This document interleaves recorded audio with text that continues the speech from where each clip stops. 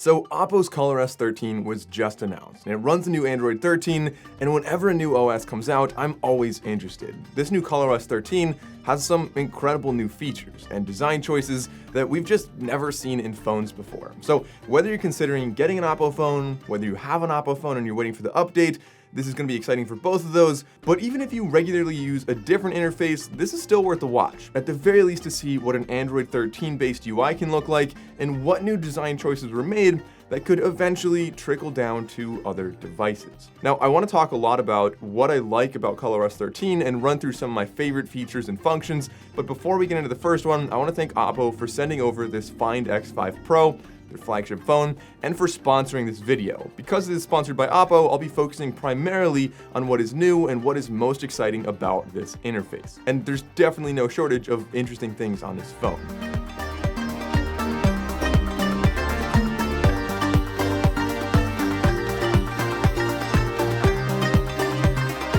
So the new ColorOS is comfortable and simple and aquamorphic, as they're calling it. I'll explain what that means in a minute. And it's using Android at its core, with some impressive technical innovations on top that, again, we'll talk about throughout this video. The first you'll notice is actually before you even pick up the phone, the new always-on display. They're calling this smart always-on display, and it does a lot of things. For one, it reduces your refresh rate to 1 Hz, so you're using less power here, so it's going to refresh once every second.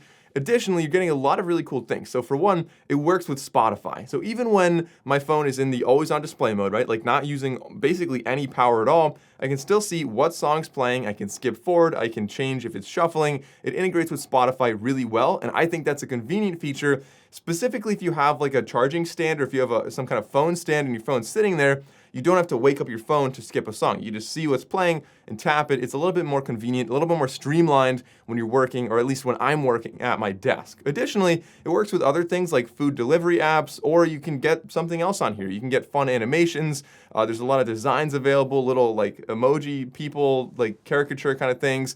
And once you sign in, we get to the next set of features here. So new operating systems usually offer a lot of new functionality, but oftentimes it's not always visible from the home screen. It's not really visible until you start diving into the settings. And so one thing from settings that is particularly interesting about ColorOS that I kind of wish other operating systems would copy is if you go to wallpapers and styles, all of the kind of changes you might want to make are all located in one spot. So you've got your wallpapers, your font, your icons, your themes, your always on display, your fingerprint animations, your edge lighting, like all of that right here in a pretty graphical interface that makes it not only easy to change things, but also kind of easy to see everything in one spot and kind of make it all work together so you don't have an awkward looking display. So for example, if you go to wallpapers, there are both active wallpapers, which are a little more dynamic, they move around, or static wallpapers or whatever photo you want.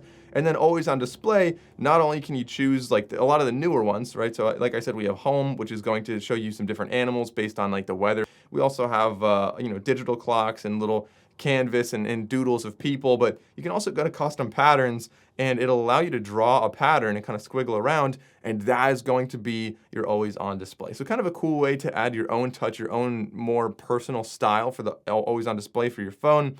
And again, super easy to do, and if you don't like it, you can always change it back to a default one, as well as change the colors and things like that. You can actually disable or enable the contextual info, so that's what I was talking about with like Spotify, for example, or a lot of other apps that can show up on your always on display. Very convenient function, but going down icons, of course, we can change them to whatever we want. The aquamorphic icons are a little bit boxier, but still very round on the edges. I've always gone with Pebble anyway. I think it's a little bit more round and more familiar to me, and so I end up keeping that one. And then going down, a lot of these aren't necessarily new, but I want to touch on some special features that you might not know about ColorOS. So if we go down to special features, we have split screen, which means you can just swipe 3 fingers up and that'll split your screen so you have an app on the top and the bottom. We have flexible windows, which means you can essentially take the entire app and just make it a tiny app in the corner. It's a lot easier to multitask like that. We have quick return and quick launch. Quick launch is going to use your fingerprint sensor, and essentially when you touch and hold it for longer, it'll give you an option to kind of go into some different apps that you can choose. We've got a smart sidebar, of course, kid space and simple mode as well. And so those are all very convenient features that we have on ColorOS as well. So once you're signed in, the home screen is kind of where we start to see that aquamorphic design, as they're calling it. And so essentially what the way it was described to me, and the way that you're going to kind of notice it here is by the aqua part of that is supposed to be more like water-like. So a lot of the icons are a little rounder, a little bit more like bubbly looking, supposed to be more versatile and flow together. That's kind of the idea behind the water. And then Morphic, they're trying to be like a very futuristic kind of like, it's going to be very versatile while also being very functional. That's the idea behind it. That's what they were going for with this design. And when you're looking at it, like for example, if you just swipe down into the little notification or the little quick menu on the top, you'll see that, you know, the icons are a little bit rounder. They are a little bit more contrasty, and you can see what they're getting at with the aquamorphic concept. But back to the home screen. The home screen is easy to customize, and I really like what they did with this. So you can tap and hold to make larger folders, which is faster for organizing your icons. And so instead of having one folder that you have to expand and then choose through everything, you can have a large folder that takes up 4 blocks, and in that you can see everything in the folder much more easily, so you don't lose things in folders.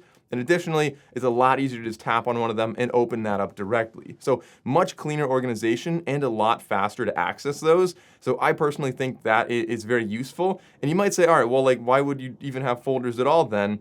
Well, it does technically take up a little bit less space, but also kind of categorizing and grouping things, at least for me, really helps, but everybody organizes their phone screen very differently. But if you don't want folders, you still have the option to have widgets on here. And so what I like to do is, for example, a lot of the OPPO apps have this. If you just tap and hold it, you can enable a widget very easily. So Photos does that, Weather does that, and it makes it easier rather than going into the widgets and finding what you want and then putting it there. Just tapping and holding, making it larger, super easy, and kind of a little subtle thing that you might not notice unless you're really looking for that. Now, OPPO also has a control center where you can stack all of your widgets for a completely different quick glance tool. It's great for stocks and weather and calendar and things like that. But on top of that, you also have the quick access settings. So if you swipe from the middle of your home screen, you'll get the quick glance tool. If you swipe from the top of your screen, you'll get the control center. So a really subtle difference, but two completely different things. The control center, just like we've seen on so many Android devices in the past, it's just a nice, clean way to get to everything you need. Now,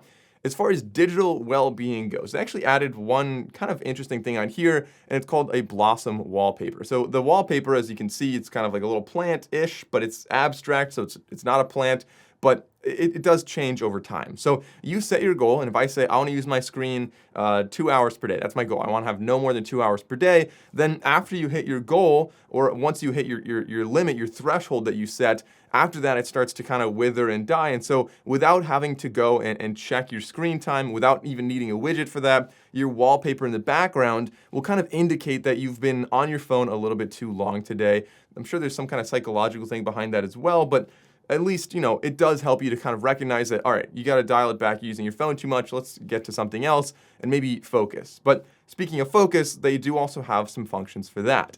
This next one is the meeting assistant. So this works with Zoom and Microsoft Teams and Google Meet and several others as well. And so essentially it does a couple things. When you're in a meeting, for one, notification banners are substantially smaller, so you have fewer distractions in your meeting. In addition to that, it kind of just optimizes, it kind of reprioritizes like what data packets go through. And so ideally you should have a better meeting experience. Again, if you take a lot of meetings on your phone, this could be a nice advantage, but personally, I don't have a lot of meetings that I take on my phone unless it's just a regular phone call. So for me, not the biggest one. But the next one is kind of interesting. So the next one relates to productivity, and this is called Multi-Screen Connect, where you can display up to 3 windows simultaneously from your phone on a Windows PC, or if you have an OPPO tablet, that works as well. But on a Windows PC, you can have 2 apps of your choice from your phone that are running on your Windows PC. Plus, you can have one display that's actually mirroring your phone entirely. So